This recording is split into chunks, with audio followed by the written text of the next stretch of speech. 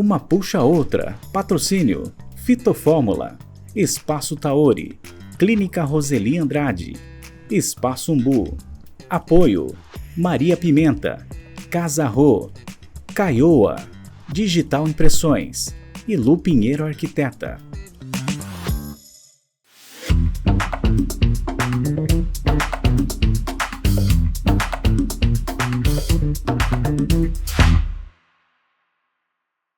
Começa agora mais uma Puxa Outra e hoje temos o prazer de receber uma convidada semi-importada, porque ela veio de São Paulo, diretamente para Santos, falar para a gente aí sobre direito, inteligência artificial, então o programa vai estar incrível.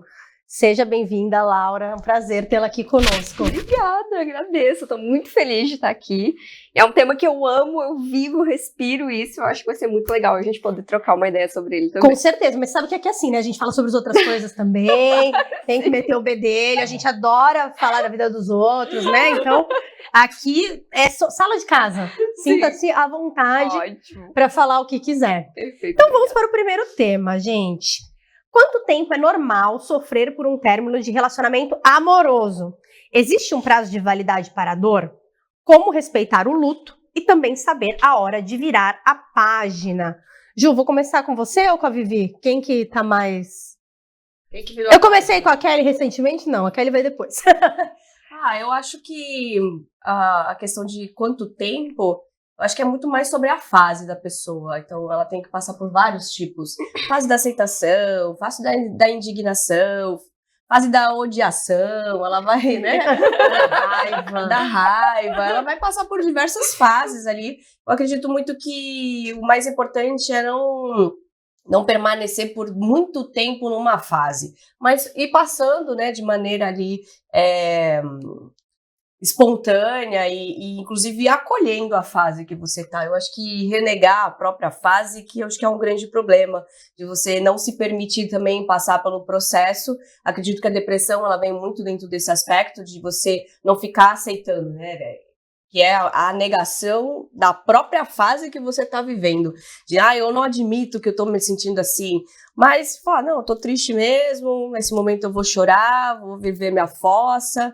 E dá prazo. Acho que o prazo para a fase que é interessante, que eu acho que o autoconhecimento entra aí. Tá, vou ficar triste. Quantos dias? 4. Então tá bom. Vou ficar só triste hoje, amanhã e depois.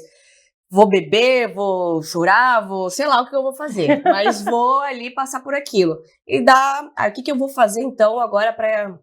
Chegou 4 dias, não melhorou? O que eu vou fazer para me ajudar a passar por isso? Preciso meditar? Preciso psicóloga? Pode me ajudar? Pode ajudar, com certeza. Pode me ajudar? Então, eu acho que é uma questão mesmo de você ter esse autoconhecimento, de você colocar um prazo. É você que vai dar esse prazo. É uma semana que você precisa? É um mês? É um ano? Não sei. Vai depender do quanto você é capaz de passar por esse processo de superação. Mas eu acredito que o problema é a cobrança, né? A cobrança de você não querer passar pelo processo. Então, se você... Exatamente. É aquela coisa da blindagem, né? Eu não vou sofrer, não vou passar por isso. Se eu não passo e não aceito esse luto, eu consequentemente vou carregá-lo por um tempo maior. Amargura, né? Chama amargura, né? Entender o que te fez chegar até ali, né? Por que terminou? Por que aconteceu assim? O que eu não devo repetir para que não chegue nisso de novo, né? Fazer aquele processo de autoconhecimento, autoanálise, entender o que aconteceu, as decisões que te levaram até ali, para que teve aquele fim, né? Para que você não venha a repetir aquilo em outro momento, né? Eu acredito que, assim, todo luto não dá para determinar, acredito, um tempo, porque cada luto é um luto diferente. Claro que a gente tá falando de um relacionamento amoroso, mas dependendo, a pessoa tá 15 anos, tá 2 dias, né? A gente não tem como mensurar, mas eu acredito que as pessoas, elas não podem fazer com que esse final se torne a sua identidade. Né? Porque muitas das pessoas atualmente, elas vivem em função de outras e isso não é saudável em nenhum tipo de relacionamento. Então, eu costumo dizer que, assim, terminar um relacionamento é como se fosse fazer, sabe aquela faxina ou aquela arrumação do armário que a gente adia, posterga, mas quando a gente faz dá aquela sensação. Então, que se eu pudesse falar uma coisa, já no auge dos meus 40 mais agora... Agora aguenta. Agora aguenta, Juliana, 40 mais. Aguenta, velhinha. Ela tá no... Que nem a Angélica, nos 50 e tantos, e a Juliana, 40 e tantos. No auge dos meus 40 mais, é assim, tudo passa, gente. Com O certeza. tempo, ele é o remédio para absolutamente tudo, inclusive para finalização de relacionamento, mas eu acho que a autoanálise ajuda muito para que a gente não repita padrões. Mas essa autoanálise, ela tem que se colocando com autorresponsabilidade, Com né? certeza. Porque assim, às vezes terminar aquele relacionamento foi bom. Eu sei que é difícil você aceitar isso nesse momento, mas assim, se abra para o novo, que eu tenho certeza que a vida é cheia de surpresas e pode surpreender. Você, Kelly? Eu acho que fica o aprendizado de tudo, mas eu sou uma pessoa completamente difícil de sair de ciclos, de me desligar. Eu tenho que ser colocada à forceps pra fora da relação. Tem que Kelly, sai que eu não te quero mais na minha vida. Porque senão eu fico.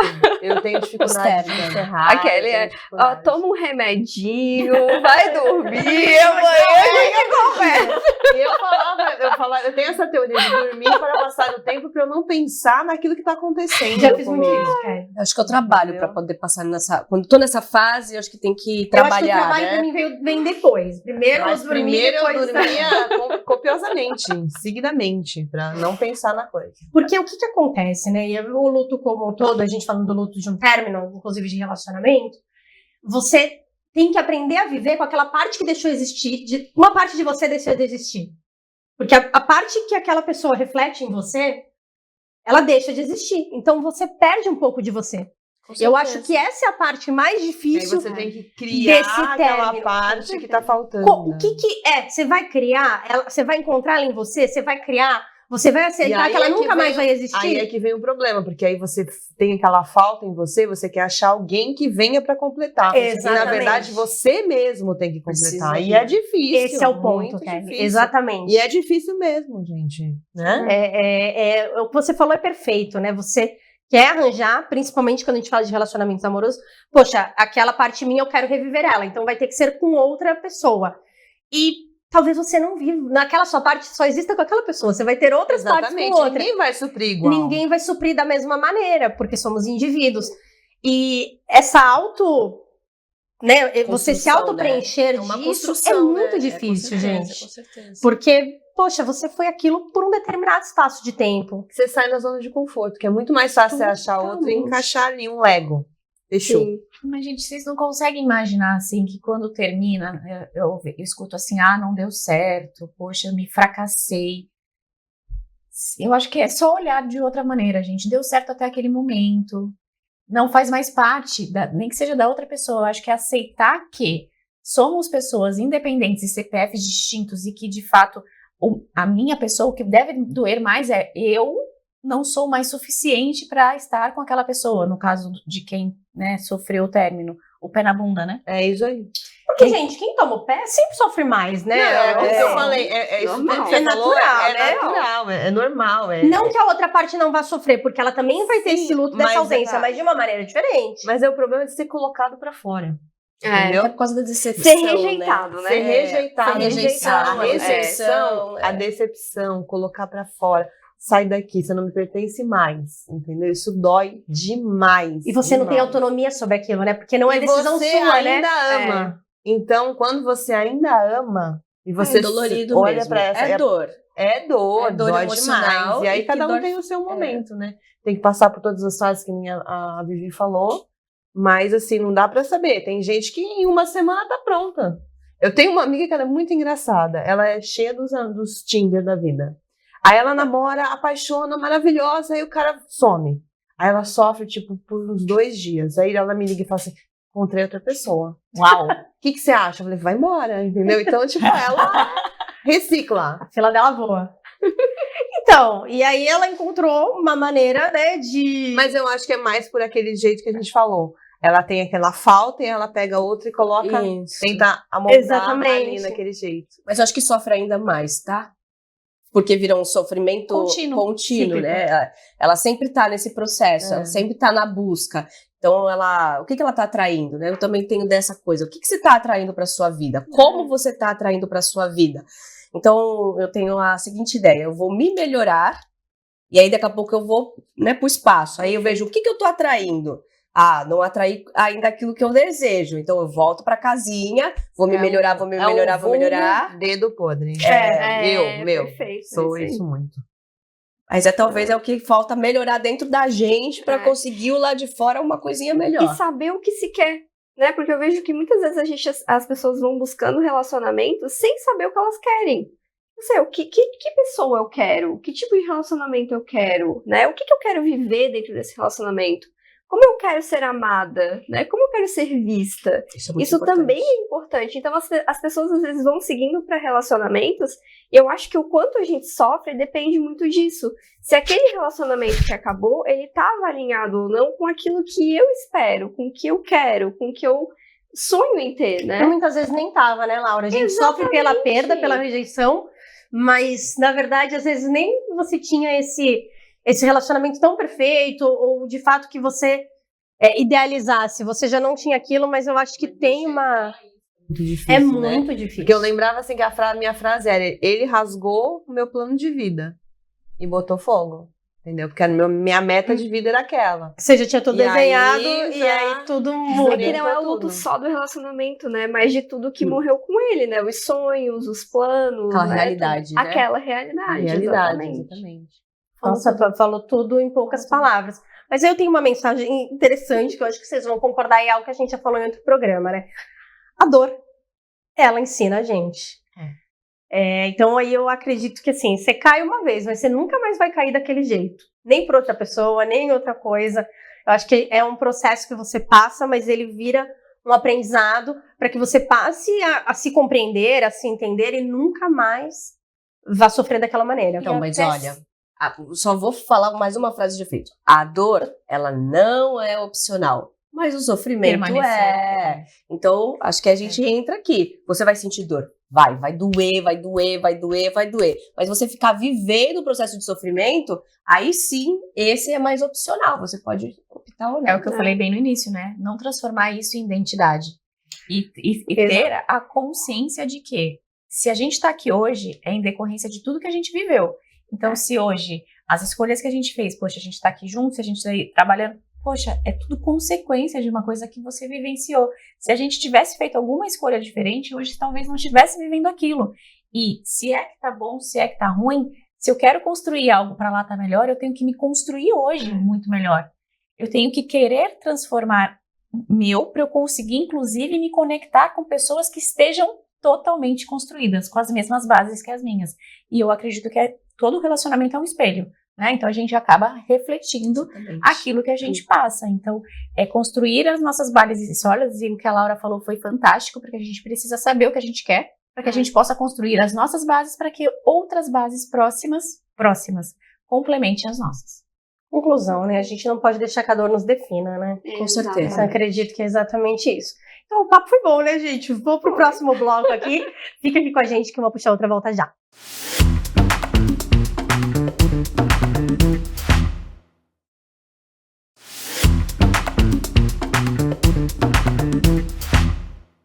Voltamos com uma puxa outra e agora a gente vai falar sobre um assunto super atual que eu acredito que todo mundo tenha muita dúvida por aqui. Como a IA está transformando o acesso à justiça? É avanço, risco ou só mais uma hype? Quais os limites e os novos caminhos? E os limites dessa revolução digital? Direito e inteligência artificial, conta pra gente aí, Laura, onde fica o linear disso tudo, aonde a gente vai parar? Perfeito. Eu acho que é um tema muito atual, né? É um tema em hype, mas é interessante porque, na verdade, essa tecnologia existe desde 1960. Né? Então, ela não é uma tecnologia nova, só que com o avanço da tecnologia e com o avanço da internet, dos dados, ela acabou se democratizando, né? Hoje, essa democratização, ela também chegou na justiça. Então, a gente tem aí tribunais, por exemplo, que estão aplicando as inteligências artificiais, que estão tendo uma redução comprovada, média, de 25% a 50% do tempo dos processos. Isso impacta diretamente quem? O cidadão. Sim. Porque agiliza, né? Agiliza, exatamente. Então, assim, a gente está tendo hoje uma revolução mesmo, né? A gente está entrando numa nova era. Eu penso que é o equivalente ao que a gente viveu com a internet, né? Quem aqui pegou a época, né, dessa transição, lembra que, todo mundo lembra como que era antes da internet e depois da internet, né? Com a inteligência artificial está sendo a mesma coisa, assim, tem impactado diretamente nas operações tanto do judiciário quanto dos advogados, que, em média, conseguem reduzir até 80% do tempo de uma demanda, né, das atividades do dia a dia dele. Isso é muito tempo.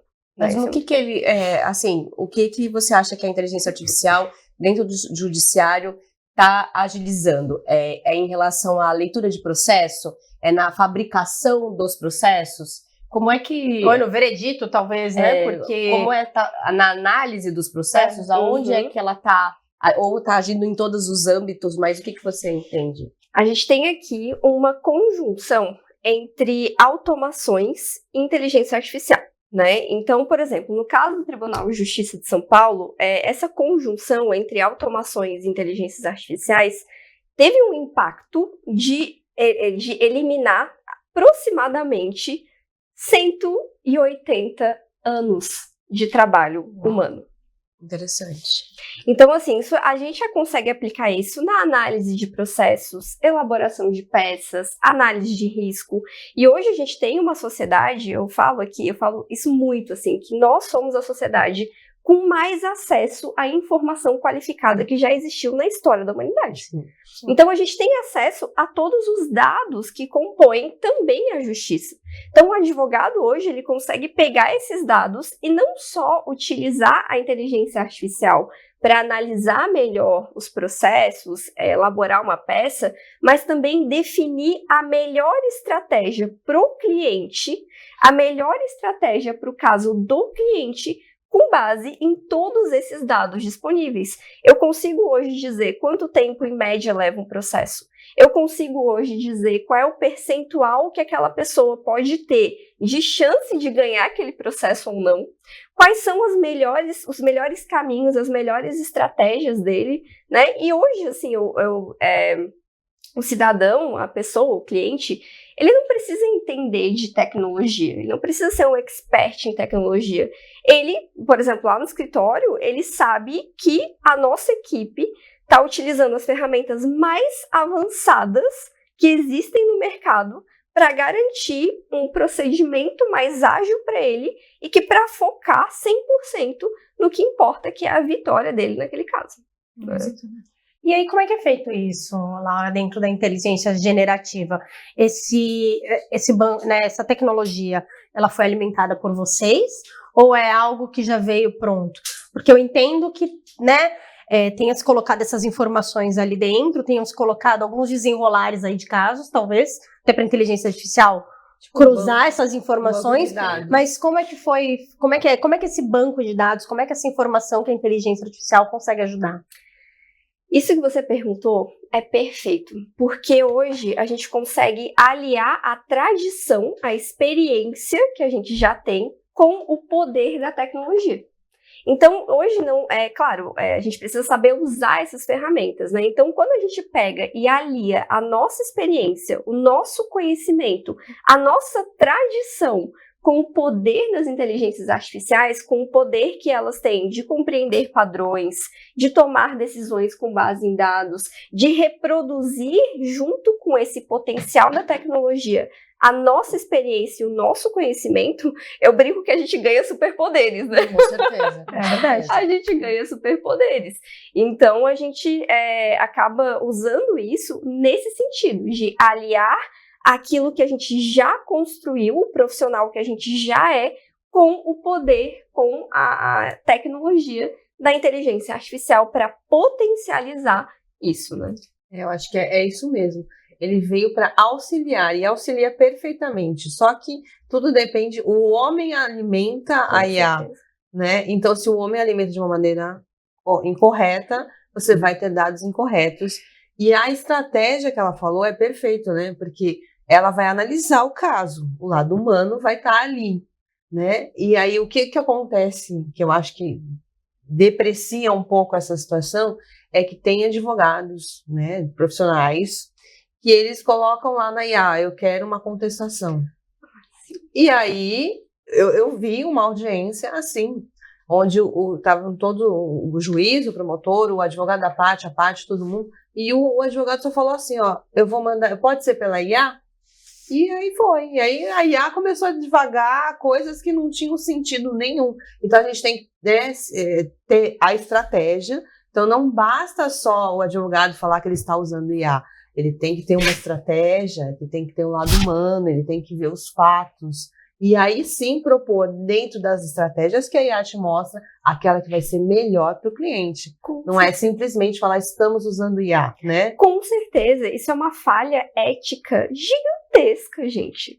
Porque isso aqui é uma ferramenta, né? É uma ferramenta como outra qualquer. Eu brinco que a gente pode usar a internet para ganhar conhecimento, para ganhar experiência, para consumir conteúdos incríveis. E a gente pode usar a internet para derreter o nosso cérebro. A inteligência artificial, no final das contas, é a mesma coisa. Então, o advogado, que é o humano por trás da máquina, ele precisa compreender que aquilo ali é uma ferramenta e tem que ser tratado como tal. Eu tenho um autor que eu gosto muito, que é o Kai-Fu Lee. Ele é um dos, autoridades na área de inteligência artificial do mundo, né? E ele fala que o que é insubstituível no ser humano é a capacidade analítica de raciocínio, a criatividade e a intuição. Então, se a gente não junta essas coisas com a tecnologia, o que você está sendo além de um robô? Não é? Vocês acham que com a inteligência artificial a justiça vai ser mais justa ou injusta? É uma preocupação mesmo, né? Porque e se a gente automatizar a injustiça? Então. Mas é uma boa pergunta. O CNJ, né, que é o nosso órgão de controle, ele já se preocupou com isso, né? E ele fez hoje a resolução 615, eu acho, 615 de 2025, que ele coloca alguns critérios que devem ser seguidos. Não é o uso indiscriminado, né? O uso indiscriminado acaba por propagar injustiças que existem nos dados, né? Porque os dados, eles não são necessariamente justos, né? Então, o CNJ, ele fez essa resolução orientando que tanto os órgãos do Poder Judiciário quanto os operadores do direito possam usar essas ferramentas sem propagar as injustiças que a gente encontra nos dados, né? Porque o que acontece, né? O que a gente pensa aí da inteligência artificial? Vou dar um exemplo. A inteligência ela é generativa. Agora a gente já teve uma evolução sobre isso, mas, por exemplo, quando a gente coloca fotos para gerar imagens, vocês notaram que geralmente os dedos, às vezes as pessoas vêm com 6 dedos, 4 dedos. Por quê? Porque nas fotos, geralmente as mãos, elas estão escondidas, enfim, não estão tão expostas quanto o rosto e o resto, né, dos membros. Então, imagina, se eu começar a propagar que o ser humano tem 6 dedos, todo mundo começar a falar que tem 6 dedos, a inteligência artificial, ela vai te responder que o ser humano tem 6 dedos. Da mesma maneira, se eu falar, o céu é verde agora, e todo mundo contar para a inteligência artificial que o céu é verde, sim, o céu vai passar a ser verde. Então, a minha preocupação é exatamente essa, né? Até que ponto a gente pode ir nesse contexto de estar, talvez, alimentando a inteligência artificial com inverdades ou com informações que não estão 100% completas, e a gente deixa a inteligência artificial tirar as próprias conclusões daquelas informações incompletas. Uhum. Mas aí vem o ser humano, né? A gente precisa, eu sempre falo, sempre que você vai usar essas ferramentas, você precisa corrigir. Você precisa ler o que a ferramenta te falou, né? Você não pode confiar cegamente na ferramenta e achar que é aquilo ali mesmo, né? Que foi o que você exemplificou agora. Sim, né? Exatamente. Então, assim, a gente tem duas partes, né? Tanto essa da correção, quanto da própria verificação humana sobre os dados que são inseridos dentro das inteligências artificiais, né? Não é simplesmente, vou botar ali e aí agora ela vai começar a reproduzir esse padrão, porque existem pessoas que fazem a curadoria dos conteúdos que vão ali para dentro também, né? Que fazem aqueles filtros, né? Então eu vejo, assim, que hoje a gente consegue aliar a tradição do direito, consegue aliar a tradição da advocacia tradicional, mas com o poder das inteligências artificiais, sempre com ética, né? E corrigindo e direcionando o uso disso dentro do escritório. Você não pode simplesmente achar que as pessoas vão adivinhar como é que usa a ferramenta. Tem que ensinar para elas também, né? Não, exatamente. Atualmente, existem decisões pautadas só com a inteligência Só artificial? com inteligência artificial hoje é proibido, tá? Pelo CNJ. Então, hoje, um juiz não pode proferir uma decisão inteiramente baseada com inteligência artificial. É obrigatório que passe pela verificação humana, tá? E um juiz jamais acredita que a gente vai chegar numa fase de uma IA ser um juiz. Eu não sei dizer, tá? Hoje a gente tem, por exemplo, em alguns tribunais que usam ferramentas que direcionam acordos de maneira automática. Mas, agora, chegar ao ponto do juiz, eu acredito que não, porque o nosso país também tem bastante burocratização, né? E bastante limitações legislativas e etc. sobre esse tipo de assunto. Gente, é assustador, né? Muito. É muito engraçado porque a gente não sabe o que esperar dos próximos 5 anos, Cena né? de filme, parece uma cena de filme. É assustador, até porque o ser humano é falho também. É muito falho. Sim. Nós temos nossos Até mais vieses falho de que a IA, confirmação. Exatamente. Exatamente. E aí onde entra, né? Nós, como seres humanos, somos mais falhos do que a IA, porque a gente toma nossas decisões baseadas no que a gente já emoções, viveu né? e também nas nossas vieses. Então Exato. é bem. É assustador, gente. Então eu vou chamar o break, a gente vai vir com um papo mais leve ou não no próximo bloco. Fica aqui com a gente que eu vou puxar outra, já volta.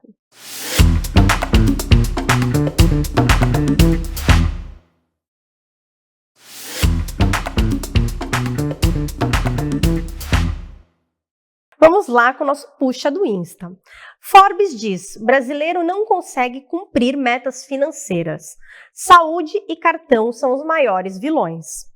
Você é do time que faz planilha ou deixa a fatura virar?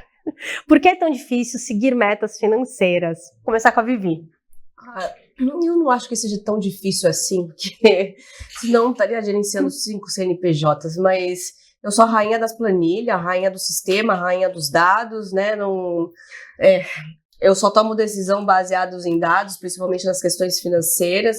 É lógico que tem nosso feeling ali, mas hoje, com a IA, toda a automatização e todo esse negócio todo aí, eu acredito que seja uma ferramenta para tomar decisões de maneira mais assertiva e menos arrependimento. Sim, faço planilha de tudo, processo de tudo, até para fazer café agora tem processo dentro da empresa, quantas térmicas tem que fazer, quantas pessoas tomam, qual a frequência, enfim, tem que ter. Eu sou a rainha dos processos, então acredito que quem não faz, aí sim tem a dificuldade de conseguir executar o processo, entendeu? Nem sou eu. Eu vou falar que eu sou rebater. simplesinha, eu sou CPF, eu não sou CNPJ. Eu vou rebater. O brasileiro, vou falar da realidade do brasileiro. O brasileiro, ele é criado para sobreviver, não para se planejar. Pela nossa situação econômica. Sim. Então, assim, a gente fala que o cartão é o maior vilão. Mas tendo em vista que a gente mora num lugar que muita gente não consegue fazer reserva, não consegue porque não dá, e o cartão é a única salvação, então, assim, o erro não é individual, é estrutural. Com certeza. Com certeza. Com certeza. Fala, Juliana, fala. Agora Ela tá fala, nervosa, Juliana. ela tá Fala, querendo fala. falar. Ela não tá Gente, aguentando. O brasileiro, ele não existe a possibilidade do brasileiro sonhar com longo prazo. Se eu perguntar para vocês aqui o que é longo prazo, cada uma vai ter uma resposta diferente e muitas das vezes são 2 anos, 1 ano. A gente não consegue pensar em projetar um futuro, né? A nossa cultura, ela basicamente é sobreviva, né? E quando eu falo muito do cartão, eu até falo, né? A questão da educação financeira, a gente não é deixar de gastar, né? Mas o cartão, quando a gente usa, o que tem além do cartão? Você gasta com o que te faz bem ou você gasta para esquecer, né? Porque atualmente a gente se premia, ou a gente se permite, ou a gente... Mima. Isso, claro, eu tô falando, ou se mima, ou muitas das vezes é de fato uma sobrevivência ali, né? Poxa, eu tenho que comprar um remédio de uma situação que passou... Mas assim, a gente precisa se comprometer e começar a pensar que amanhã vai existir sim, gente. E a gente tem que construir isso amanhã. Sem viés político nenhum, a gente vive dentro de um Brasil que se a gente não fizer por nós, quem vai fazer? E fazer por nós já está difícil. Concorda? Porque muitas das vezes a gente tem 3 meses do ano, gente, a gente trabalha para pagar imposto. Quanto é? 3. Então, Estamos indo para 4 agora, é aumento de IOF, não sei o que, estamos indo para 4. fatalmente, eu acredito que aí até o final do ano a gente chegue muito próximo de quase 5, inclusive. Então, a gente precisa, de fato, pensar em maneiras de se proteger e, de verdade, assim, pensar, de fato, na nossa vida. Quando a gente faz a planilha, as pessoas falam, Juliana, eu detesto planilha. Gente, papel, caneta resolve. A gente não larga mais o nosso smartphone. Anotem, porque a gente, muitas das vezes, se eu fazer a pergunta aqui para vocês, que eu já devo ter falado isso, quanto você gasta? Quanto você gasta? Vocês vão estar com valores distintos, que se eu falar o quanto você ganha, eu vou falar, olha, que legal, você guarda lá R$100 por mês. Não, por quê? Porque a gente tem os ralos financeiros e é difícil olhar para isso. Com certeza. É muito difícil você olhar ali, olha, nossa, eu gastei R$20 de café. Que a gente que nem a não fatura conta. do cartão, né? De 20 em 20 reais e gastei 1.000. Como aconteceu isso? E eu acredito que já tenha acontecido com todo mundo, né? Com certeza. Fala, nossa, como 20 reais virou 1.000 assim no final do mês? É complicado, né? Então, identifique os ralos financeiros e vejam se o que a gente está gastando sem pensar não faria um futuro diferente pra gente. Com certeza. O que você acha disso, Laura? Nossa, eu acho isso. Eu sou a pessoa mais mão de vaca. Gente, eu sou insuportável para comprar qualquer coisa. Eu penso 1000 vezes, eu vou precisar disso aqui, mas quantas vezes eu vou conseguir usar isso aqui? Isso aqui é realmente necessário? Isso, eu penso Faz uma muito. aluna, faz o coraçãozinho aí, por favor. Eu fico pensando uma coisa, né? E aí a Juliana me corrija, Me ou me bata. complemente. A gente passou aí pela febre do morango do amor. E aí, em média, o morango do amor custa R$20, tá? Jura? Exatamente. E aí você pensa, a pessoa que ganha 3.000, quanto que é a hora dela trabalhada? É menos, muito menos do que esses R$20. A pessoa que ganha 30.000, a hora dela paga o morango do amor. E aí todo mundo quer provar o negócio. E esse abismo financeiro, ele deixa com que a educação financeira, ela fica muito longe da realidade prática, né? Não, fica distante porque, assim, é aquela questão também da comparação. E aí, eu me permito. E vamos lá, gente, o tal do morango do amor. Um exemplo que é... O que aquilo vai agregar de fato na tua vida? Você Nada. postar na tua rede social que Vai você dar um- comeu. Ah, mas você quer provar, Mas você não quer vai provar? você vai se sentir parte. Exatamente. E é isso que a pessoa busca, porque a pessoa vê na rede social, às vezes pessoas que têm um padrão de vida muito superior ao que ela tem, e ela quer emular aquilo dentro da realidade dela, para que ela possa se sentir vivendo aquela experiência, e é aí que tá o problema. Exatamente, porque assim, é aí que estão as falhas, porque eu tô querendo pertencer a algo que, inclusive, naquele momento não é meu. É a mesma coisa de eu falar assim, vamos comprar uma Porsche. A gente por pode favor, comprar uma Porsche vamos, neste vamos. momento? Vamos dividir? Vamos. Vai ter quem tá comigo? Vai ter uma parte de uma puxar a outra, então, tá, gente? Cada uma a gente cada gente se der. Então, assim, a gente tem que ter um nível de consciência de que, de fato, aquilo não é pra gente naquele momento. Seja Mas, Ju, eu tô falando uma Porsche, mas, poxa, trabalha a semana inteira, o dia inteiro, ganhando, 2 salários mínimos, você não pode comer um morango do amor, é um Pra que absurdo. você vai comer? Você vai engordar? Porque você quer, não, mas você não Vai quer ter que provar provar algo. dentista depois. Eu sei lá, eu acho que Ai, é gente, uma questão de moda. Você comeu? Eu comi, Que bom. eu comi, porque eu queria provar aquilo. Fez. Pra tirar as minhas próprias conclusões. E eu falo a mesma coisa com viagem. Pô, você não quer viajar, não quer conhecer outros lugares? Lógico, ninguém tá falando que você tem que ir pra Dubai.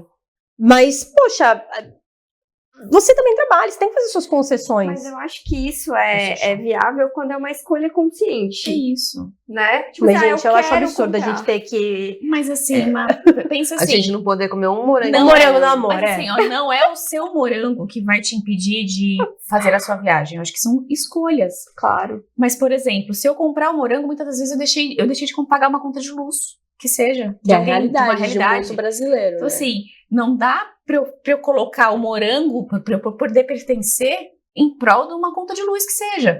Lembra, eu te falo, tudo é planejamento. Então, Sim, a gente vai. Você não tem tudo que você quer o tempo todo. A gente, você tem que escolher. Eu acho que eu vou encerrar esse bloco, mas é muito frustrante. É muito frustrante o brasileiro ter que escolher entre o morango da Amor e a conta de luz. E a gente poderia ter assunto aqui até o final, né, do ano. Que, assim, a gente vive num capitalismo inverso, que eu chamo. Porque só no Brasil, ou pelo menos nesses países como o Brasil, onde os serviços são mais baratos do que produtos. Sim. Então, quando a gente fala de capitalismo, isso é ao contrário no resto do mundo. Pessoas valem mais do que produtos. E aí a gente aqui quer viver um capitalismo onde o capitalismo não acontece na sua forma de essência. Então a gente acaba passando por esse sofrimento. Agora você vai para os Estados Unidos, cara, a hora e o produto, eles são completamente distorcidos dessa realidade. Então você não passa necessidade de consumo, que é o que a gente está falando aqui. Então, assim, o que precisa mudar? As estruturas do país. Diminuir imposto, os produtos serem mais baratos, serem mais acessíveis, as pessoas valerem mais, terem menos cargas tributárias dentro das questões das empresas. Aí sim a gente vai começar a mudar esse paradigma que a gente está falando. Enquanto isso, nós vamos viver esse sofrimento, que é a ausência de dignidade de consumo. A gente não tem dignidade de consumo. A gente tem que escolher. Hoje eu vou comer arroz ou amanhã eu vou comer feijão? O que eu vou comer hoje? Não, acho que hoje eu não vou comer, porque senão amanhã eu não consigo pagar o médico que eu preciso ir. Então, é uma humilhação capitalista que a gente vive. Enfim, volta a sobrevivência, né? É isso, a gente não vive, a gente sobrevive. Nossa, gente, ficou pesado, né?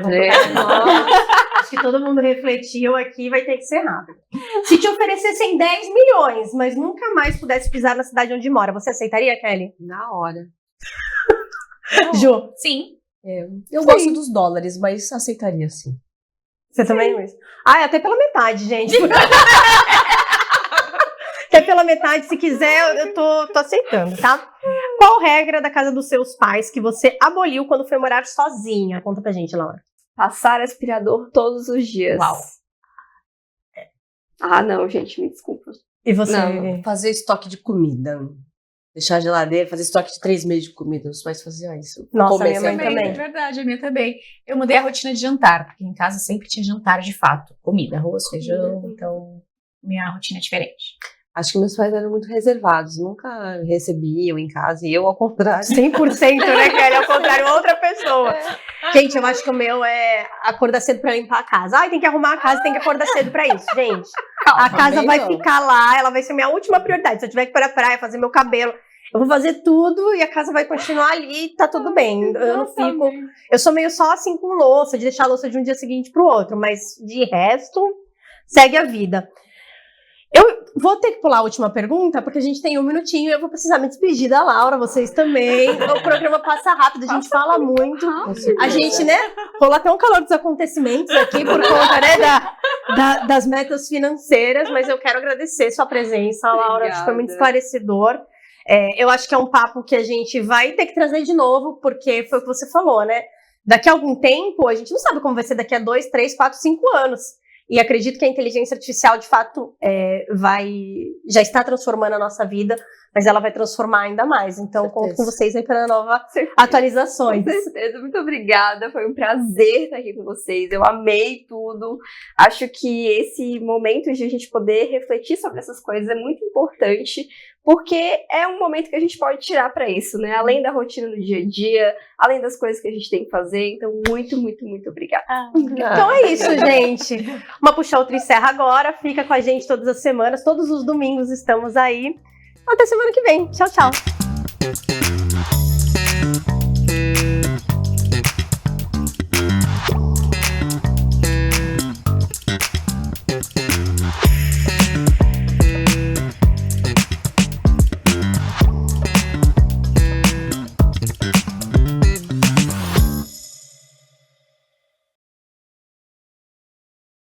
O programa que você acabou de assistir tem o patrocínio de Fitofórmula, Espaço Taori, Clínica Roseli Andrade, Espaço Umbu, Apoio Maria Pimenta, Casa Rô, Caioa, Digital Impressões, e Lu Pinheiro Arquiteta.